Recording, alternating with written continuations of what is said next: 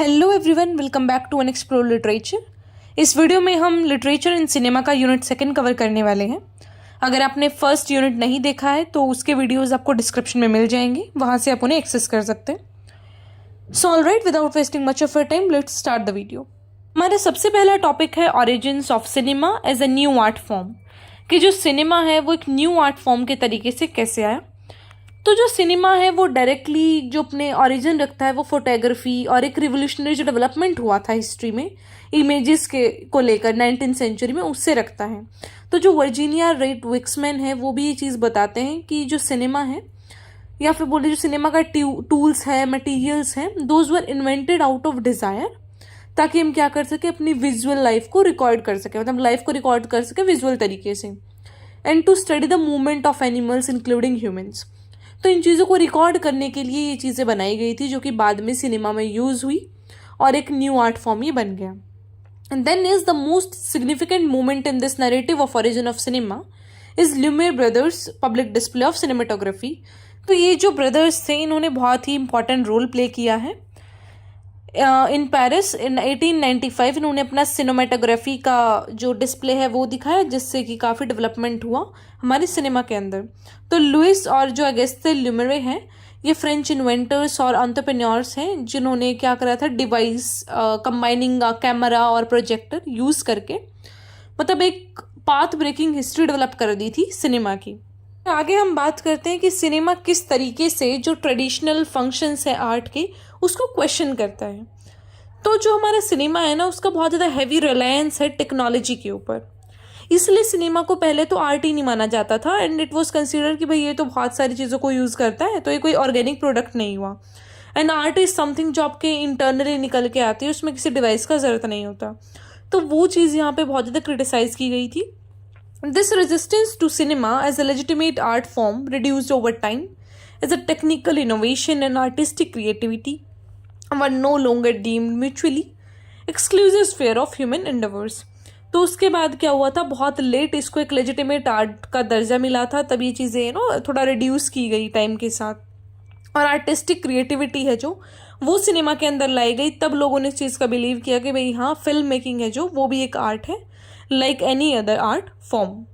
फिर हमारा next topic आता है साइलेंट सिनेमा, कि जो साइलेंट सिनेमा था, मतलब उस टाइम पे पहले क्या होता था कि पहले ना बिना आवाज़ की फिल्में बनती थी, कोई करेक्टर बोलता नहीं था, जस्ट हमें स्क्रीन पे वो चलते हुए दिखते थे।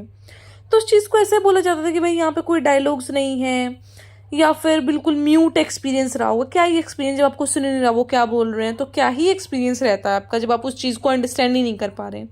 लेकिन वो एक बहुत ही गलत परसेप्शन है चीज़ों का। And often the screening of a film in auditorium would be a campaign, मतलब कि जब वो ऑडिटोरियम में स्क्रीनिंग होता था उसके साथ और सारे जो ऑर्केस्ट्रा होता है या फिर साउंड ट्रैक्स हैं, मतलब कि साथ में इंस्ट्रूमेंट्स वगैरह भी बजाए जाते थे, तो बिल्कुल ऐसा म्यूट एक्सपीरियंस नहीं था, और सारी चीज़ें भी थी उसके साथ। तो साइलेंट सिनेमा का मतलब ये नहीं कि बस चुपचाप लोग उनको ताड़ रहे हैं स्क्रीन पे, ऐसे स्क्रीन वाले अपना प्ले किए जा रहे हैं, तो वो चीज़ नहीं होता था, अच्छा एक्सपीरियंस रहता था उनका। And it was joined by some musical चीज़ें भी, कि कुछ ऑर्केस्ट्रा करवा दिए साथ में, या फिर कुछ piano and stuff like that, तो वो चीज़ें भी रहती थी साथ में, ताकि जो ऑडियंस है वो एंगेज रहे। Then another recognisable feature of silent cinema was that कि वो यूज़ करते थे इंटर टाइटल्स। इसका मतलब क्या होता है कि आप रेगुलर इंटरवल्स पे फिल्म के अंदर कुछ टाइटल कार्ड्स शो करते हैं, ताकि आप नरेटिव का जो कमेंट्री है और जो डायलॉग्स हैं वो अपने ऑडियंस तक पहुंचा सके कि भाई ये चल रहा है। बीच में अगर आप थोड़ा सा समझ नहीं पाए हैं तो पूरा जो ऑडियंस को कन्वे कर देते थे, अपना डायलॉग बोल लो या फिर पूरा जो भी सीन है उसको एक्सप्रेस कर देते थे थ्रू दिस इंटर टाइटल्स। फिर है the mechanical reproduction from the original to the copy and withering of the art work सॉरा। तो एक जो सेंट्रल प्रेमाइस है the work of art in the age of mechanical reproduction, ये एक बहुत ही वेल साइटेड ऐसे है बाय अ जर्मन फिलोसफर और कल्चरल थियरिस्ट वॉल्टर बेंजामिन। ठीक है, तो and it is about the rise of mechanical reproduction that undermines the importance of certain outdated concepts that we typically associate with the art. तो यहाँ पे क्या बताया गया है इन शॉर्ट, कि हम सिनेमा को कैसे देखते हैं कि भाई ये तो बहुत मैकेनिकल रिप्रोडक्शन है, ये बहुत ही मतलब किस तरीके की भी टेक्नोलॉजी से निकल के आ रही है वो आर्ट, ये मैंने पहले बात की थी। तो ये हम बहुत ही आउटडेटेड सा एक एसोसिएशन होता है ना जो आर्ट का, कि creative genius, eternal value, mystery, उन चीज़ों से हम लिंक कर रहे हैं। But art is not like that. Art आप किसी चीज़ से भी निकाल सकते हैं, आप टेक्नोलॉजी का यूज़ करके भी कुछ नया बना सकते हैं। तो वो चीज़ें आपको कंसिडर करनी पड़ेगी, then only cinema will be a art to you. What mechanical reproduction does is to substitute the singular authoritative text with a multiplicity of copies such that these copies become available for consumption and even appropriation in one specific socio-political context. फिर ये बोलते हैं कि क्या रहता है, ये mechanical reproduction की वजह से कॉपीज़ बहुत सारी बन जाती हैं। आपको ये नहीं समझ आता क्या चीज़ ओरिजिनल थी, फिर उसका डुप्लीकेट चीज़ उससे भी ज़्यादा ओरिजिनल लगता है आपको। तो एक जो आर्ट को बोला जाता है ना बहुत ही प्योर फॉर्म, बहुत ही मिस्टीरियस, वो चीज़ें हैं जो फिर सिनेमा का केस में थोड़ी सी धुंधली पड़ जाती हैं और इंसान फिर समझ नहीं पाता कि क्या ही एक थिन लाइन है, हम किस चीज़ को आर्ट माने किसको ना माने। वो फिर कन्फ्यूज़न है जो आपकी स्टार्ट होती है। फिर जैसा कि हमने पहले भी डिस्कस करा कि जो फिल्म है वो कैसे अलग है दूसरी आर्ट फॉर्म से, तो इसमें हम बात करेंगे स्टेज एक्टर और स्क्रीन एक्टर की। जो बेंजामिन है वो नैरो करते हैं अपने फोकस को ऑन द फिल्म्स, कि ना बहुत ही रिप्रेजेंटेटिव एग्जाम्पल है of mechanically reproduced art in the contemporary era. ठीक है, तो इस चीज़ को भी बोलते हैं कि हम जो टेक्नोलॉजी है उसका यूज़ करके हम एक नया आर्ट बना रहे हैं। Then is he compared the artistic performance of a stage actor and a screen actor to explore the multiple ways of cinema and distinctive from other pre-existing more established art forms. कि जो screen actor है या फिर कहीं stage actor है वो क्या कर रहा है, जो पिछला आर्ट था, जो एक हमारा कंसेप्शन बन गया था ना प्रॉपर कि ये आर्ट होता है, तो उस चीज़ से हट के पूरा ऐसा ब्लड एंड फ्लैश वाला एक्टर आपको स्टेज पे अपना आर्ट दिखाता है, जो कि पहले मतलब एक तरीके से एक स्टेज पे तो एक सीन अलग चीज़ रहता है कि आपको लाइव दिख रहा है, वो तो उसको रिकॉर्ड करके फिर आप एक स्क्रीन पे प्ले कर रहे हो।